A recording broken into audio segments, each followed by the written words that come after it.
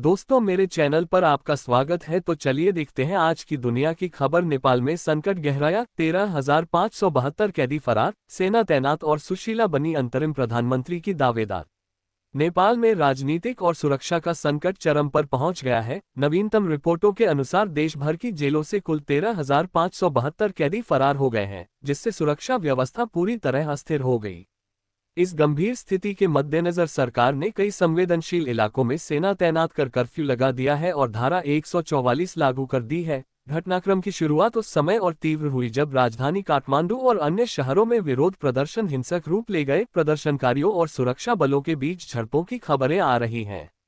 निष्कर्षतः जेलों से 13,572 कैदियों के फरार होने की घटना ने नेपाल के राजनीतिक ताने बाने को और अस्थिर कर दिया है। कर्फ्यू और सेना तैनाती के बीच सुशीला की संभावित अंतरिम प्रधानमंत्री नियुक्ति, साथ ही देवबा ओपेरा के आसपास सुरक्षा की कड़ी व्यवस्था, ये सभी संकेत दे रहे हैं कि देश अभी एक संवेदनशील मोड़ पर है। आगे का घटनाक्रम इस बात पर निर्भर करेगा कि सरकार, विपक्ष और नागरिक समाज मिलकर कितनी तेजी व समझदारी से बातचीत के जरिए समाधान निकाल पाते हैं। कई स्थानों पर दुकानों और सार्वजनिक संपत्तियों को नुकसान पहुंचा, सड़कों पर यातायात ठप पड़ा और आम जनजीवन बुरी तरह प्रभावित हुआ। प्रशासन ने लोगों से घरों में रहने और अनावश्यक बाहर निकलने से बचने की अपील की है। सबसे चिंतनीय खबर यह है कि जेलों से 13,572 कैदी फरार हो गए, जिससे कानून व्यवस्था और भी अधिक खतरे में पड़ गई। इन फरार कैदियों की गतिविधियों और उनकी संभावित हिंसक कार्रवाइयों को देखते हुए सरकार ने तत्काल कदम उठाए। सुरक्षा बलों और पुलिस की टोह तेज कर दी गई है और कई स्थानों पर सख्त चेकिंग पोस्ट लगाए गए हैं। प्रदर्शन और जेल भगोड़े घटनाक्रम के बीच पूर्व प्रधानमंत्री प्रदीप के घर पर भी हमला हुआ। उनके आवास के बाहर बड़ी भीड़ इकट्ठा हुई और पथराव की घटनाएं सामने आईं। कुछ सुरक्षाकर्मी हल्के रूप से घायल हुए बताए जा रहे हैं। प्रदीप के निवास पर सुरक्षा ने मोर्चा संभाला और आसपास के इलाकों में अतिरिक्त सुरक्षा बल भेजे गए। इसके साथ ही अखबार की कटिंग के अनुसार बेच्यू में पड़ी सुशीला को अंतरिम प्रधानमंत्री नियुक्त किया जाना तय है। ये जानकारी राजनीतिक घमासान को और जटिल बना देती है। सरकार की नियुक्तियों और बदलावों से विरोधी दल और गली चौराहे पर मौजूद लोग और अधिक गुस्से में दिख रहे हैं। सुशीला की संभावित नियुक्ति को कुछ दल समर्थन दे रहे हैं तो कुछ इसे तात्कालिक सियासी फेरबदल करार दे रहे हैं। ओपेरा यानी पूर्व प्रधानमंत्री शेरबहादुर देवबा, जिन्हें स्थानीय स्तर पर ओपेरा भी कहा जाता है, पर भी लोगों का ध्यान गया है। देवबा के आवास के बाहर भी भारी भीड़ एकत्रित हुई और उनकी सुरक्षा चुनौतीपूर्ण हो गई। सुरक्षा बलों को वहां भी स्थिति नियंत्रित करने के लिए सख्ती से कार्य करना पड़ा। देवबा की राजनीतिक साख और उनके समर्थकों की सक्रियता के कारण प्रशासन ने उनके घर के आसपास अतिरिक्त सुरक्षा तैनात कर दी है।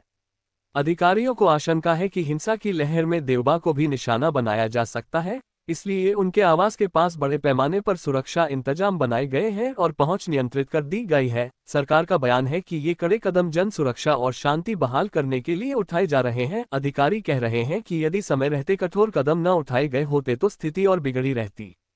वहीं विपक्षी दल और नागरिक समूह सरकार के इस कदम की निंदा कर रहे हैं और सेना के सड़कों पर आने को लोकतंत्र के लिए खतरा बता रहे हैं। जनजीवन पर इसका असर साफ दिख रहा है। बाजार, विद्यालय और कार्यालय बंद हैं, परिवहन सेवाएं बाधित हैं और कई लोग घरों में कैद हैं। इंटरनेट और मोबाइल सेवाओं पर भी कुछ क्षेत्रों में सीमितता और निगरानी की खबरें हैं, जिससे सूचनाओं के प्रवाह पर असर पड़ा है। स्वास्थ्य और आपात सेवाओं को सुचारू बनाए रखने के लिए प्रशासन ने कुछ छूट निर्धारित की है, लेकिन जनता में भय और असमंजस बना हुआ है। अंतर्राष्ट्रीय स्तर पर भी नेपाल की इस स्थिति पर चिंता व्यक्त की जा रही है। कुछ पड़ोसी देशों एवं अंतर्राष्ट्रीय संगठनों ने बातचीत और शांतिपूर्ण समाधान की अपील की है। मानवीय सहायता और कूटनीतिक प्रयासों के जरिए स्थिति को सामान्य करने का दबाव बढ़ रहा है।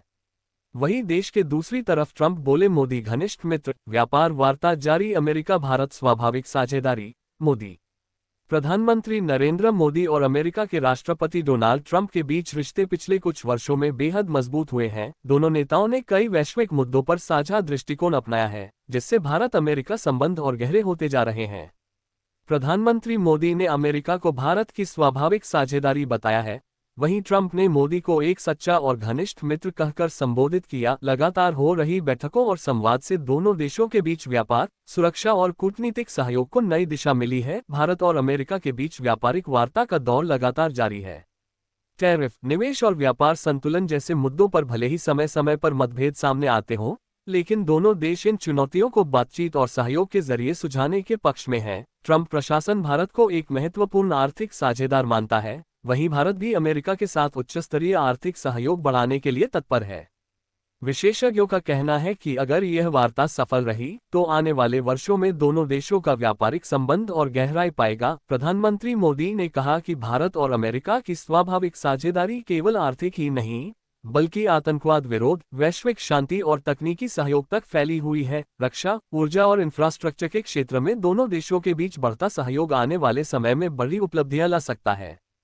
हाल की बैठकों में टेक्नोलॉजी, डिजिटल इनोवेशन और निवेश के नए अवसरों पर भी चर्चा हुई है, जिससे भारतीय अर्थव्यवस्था को गति मिलेगी और अमेरिकी उद्योगों को मजबूत बाजार मिलेगा। राष्ट्रपति ट्रंप ने मोदी की सराहना करते हुए कहा कि प्रधानमंत्री ने भारत को नई ऊंचाइयों पर पहुंचाया है। उन्होंने उम्मीद जताई कि भारत और अमेरिका की स्वाभाविक साझेदारी भविष्य में और मजबूत होगी। विदेश नीति विशेषज्ञों का मानना है कि इस साझेदारी का असर केवल द्विपक्षीय रिश्तों तक सीमित नहीं है, बल्कि इसका प्रभाव एशिया प्रशांत क्षेत्र और वैश्विक राजनीति पर भी साफ दिखाई देता है। यही वजह है कि मोदी और ट्रंप की हर मुलाकात अंतर्राष्ट्रीय स्तर पर महत्वपूर्ण मानी जाती है।